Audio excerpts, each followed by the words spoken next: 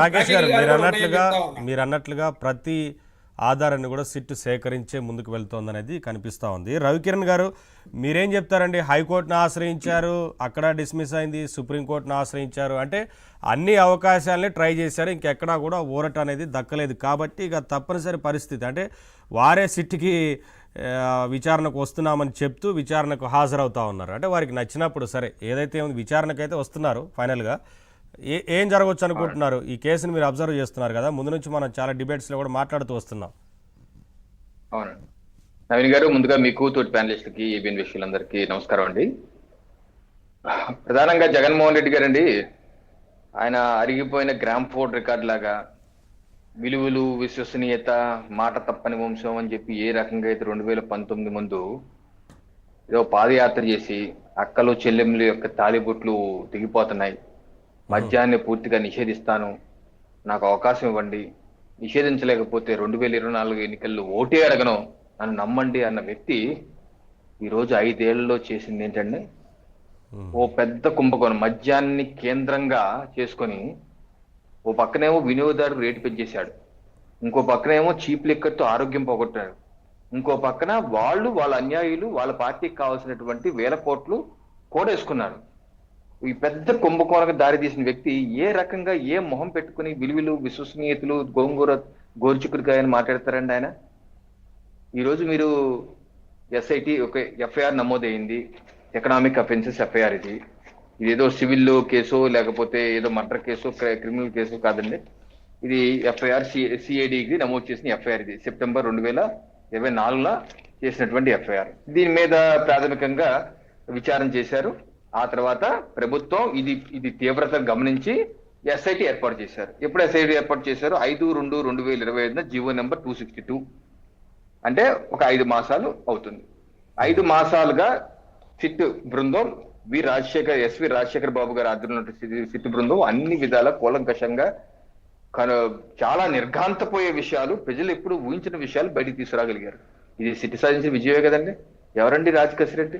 ఎవరికి తెలుసండి? మనలో ఎంతమంది తెలుసండి రాజకేశ్ రెడ్డి? నాకు అయితే తెలియదు ఎవరు అతను. దానికి ఐటీ అడ్వైజర్ అట. అసలు విచిత్ర కొసపేరు ఏంటంటే జగన్మోహన్ రెడ్డి యాని రాజకేశ్ రెడ్డి యాని ఎవరెవరో తీసుకొస్తుంటారు, నేను చేశాను, నాకు సంబంధం ఏంటన్న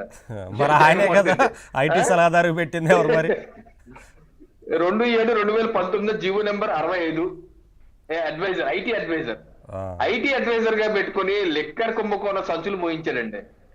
ఏం దుర్మార్గం అండి! ఐటీ అడ్వైజర్ ఏంటి, లిక్కర్ కుంభకోణం సంచులు ఏంటి?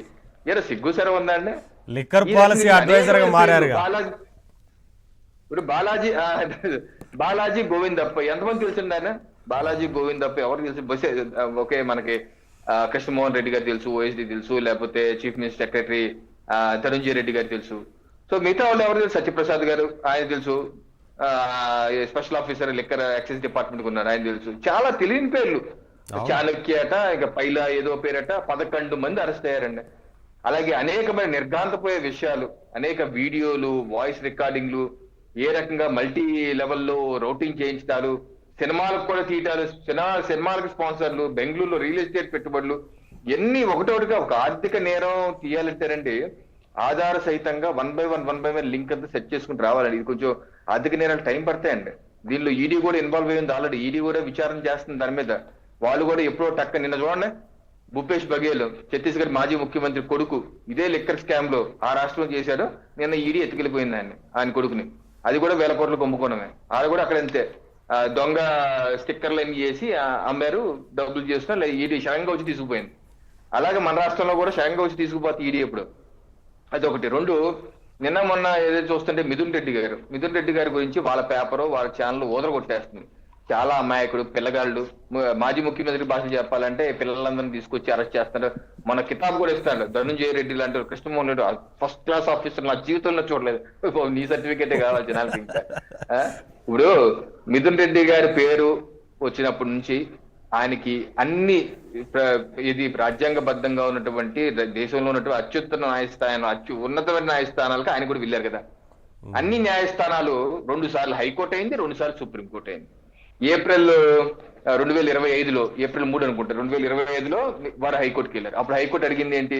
అసలు నీ పేరు ఇంకా రాలేదు కదా, 3/4/2025 రిట్ పిటిషన్ నెంబర్ 2904/2025. జడ్జి వారు అన్నారు, నీ పేరు లేదు కదా ఎఫ్ఐఆర్ లో, ఎందుకు నువ్వు కంగారు పడుతున్నావు, ఎందుకు లేనప్పుడు మా దగ్గరికి ఎందుకు వచ్చేసావు అని చెప్పేసి డిస్మిస్ చేసింది. అదో దాన్ని పట్టుకుని సుప్రీంకోర్టు వెళ్ళారని. సుప్రీంకోర్టు 1 month తర్వాత వెళ్తే అది ఎప్పుడు వచ్చింది, 13/5/2025 SLP 5218/2025. సుప్రీంకోర్టు అప్పుడు మన ప్రభుత్వం, ఎన్డీఏ ప్రభుత్వం, ఓకే ఈయన మీద కొంచెం ఆధారాలు ఉన్నాయి కాబట్టి మీ ఆధారాలని మీ ముందు పెడతాం, కోర్టు ముందు మీరు చూడండి, మీరు చూసి తీర్పు ఇవ్వండి అంటే అప్పుడు సుప్రీంకోర్టు ఏమంది, అబ్బాయి అది మేము చూడం, హైకోర్టు చూస్తే హైకోర్టు దగ్గరికే మీరు చెప్పుకోండి, పొలిటికల్ రాజకీయ కక్ష సాధింపు ఉందా లేకపోతే కావాలని చేస్తున్నారా, అన్ని హైకోర్టు కూలంకషంగా దాన్ని విచారించి మీరు నిర్ణయం తీసుకొని చెప్పి హైకోర్టును ఆదేశించింది సుప్రీంకోర్టు. ఈ రాజకీయ కక్ష ఉందో లేదో కూడా చూడమంది సుప్రీంకోర్టు. ఆ రకంగా మొన్న ఇచ్చిన జడ్జిమెంట్ ఇది 15 జూలై 2025 హైకోర్టు జస్టిస్ మల్లికార్జునరావు గారు 25 పేజీల సుదీర్ఘ జడ్జిమెంట్ ఇచ్చారు. ఇరుపక్షాల వాదనలు విని దీనిలో అనేకమైన అంశాలు, ప్రభుత్వం తరఫున కూడా అనేక ఆధారాలు, ప్రాథమిక ఆధారాలు కోర్టు వారు ముందు పెట్టారు. ఈ జడ్జిమెంట్ లో రాసింది నవీన్ గారు. ఈ జడ్జిమెంట్ లో ఏ రకంగా మిథున్ రెడ్డి గారు ఇన్వాల్వ్ అయి ఉన్నారు, లేకపోతే ఈయన సొంత కంపెనీ పిఎల్ఆర్ ప్రాజెక్ట్స్ అని చెప్పేసి ఈయన కంపెనీలో 5 కోట్లు వచ్చాయండి. ఎక్కడి నుంచి వచ్చాయి, డీ కార్డ్, ఇదిగో ఈ పేజ్ నెంబర్ 5 లో రాశారు. పేజ్ నెంబర్ 5 లో జడ్జి వారు రాసింది ఏంటంటే, kick backs were routed via entities like SPY Agro, Sandhek Labs, D-Cart Logistics with 5 crores credited to PLR Projects Private Limited, a company closely linked to the petitioner's family. Petitioner కి కుటుంబం సంబంధించిన ఫ్యామిలీలో 5 కోట్లు లంచ సొమ్ము వచ్చింది అని అంటే దానికి మిథున్ రెడ్డి గారు ఇచ్చిన ఆర్గ్యుమెంట్ ఏంటో తెలుసా, అసలు పిఎల్ఆర్ లాజిస్టిక్ నాకు సంబంధం ఏంటి, నాకేం సంబంధం లేదు, నేను డైరెక్టర్ కాదని అప్పుడు కోర్టు గారు అడిగారు. మరి మా దానిలో మీ తల్లి చెల్లి డైరెక్టర్ గా ఉన్నారు. రెండో అంశం, మీ ఎన్నికల ఎఫిడవిట్ లో కూడా మీరు చెప్పింది ఏంటి, నేను పిఎల్ఆర్ లాజిస్టిక్ కి అప్పు పడ్డాను, 47 కోట్ల రూపాయలు నేను ఇంకా కట్టాలి, వాళ్ళకి నాకు అప్పు ఉందని చెప్పి రాశారు. ఏ సంబంధం లేకపోతే అప్పు ఎందుకు ఉంది, లేదా పిఎల్ఆర్ లాజిస్టిక్ సిస్టర్ కన్సర్న్ లో మీరు డైరెక్టర్ గా ఉన్నారు, అదే రాశారు ఇక్కడ కూడా. ఏంటంటే petitioner also holds shares in Shivashakti dairy private limited in this PLR group ఏంటి హిస్ మదర్. ఆ డైరీలో కూడా అదే వారిది పిఎల్ఆర్ గ్రూప్ వాళ్ళది. సో అన్ని ఉండి నాకు సంబంధం లేదంటారేంటి, ఇవన్నీ చెప్పి కోర్టు వారు ఇచ్చినటువంటి జడ్జిమెంట్ పారాగ్రాఫ్ నెంబర్ 44 అండి ఇది. దానిలో కోర్టు వారు చాలా స్పష్టంగా చెప్పింది ఏంటి, it cannot lose sight of serious allegations levied by prosecution and the evidence collected during the investigation and produced before this court which prima facie reveal the petitioner role in the offense in question. Petitioner యొక్క role ప్రశ్నార్థకంగా ఉంది ఇక్కడ అని court వారు అన్నారు. Given the circumstances custodial interrogation is deemed essential.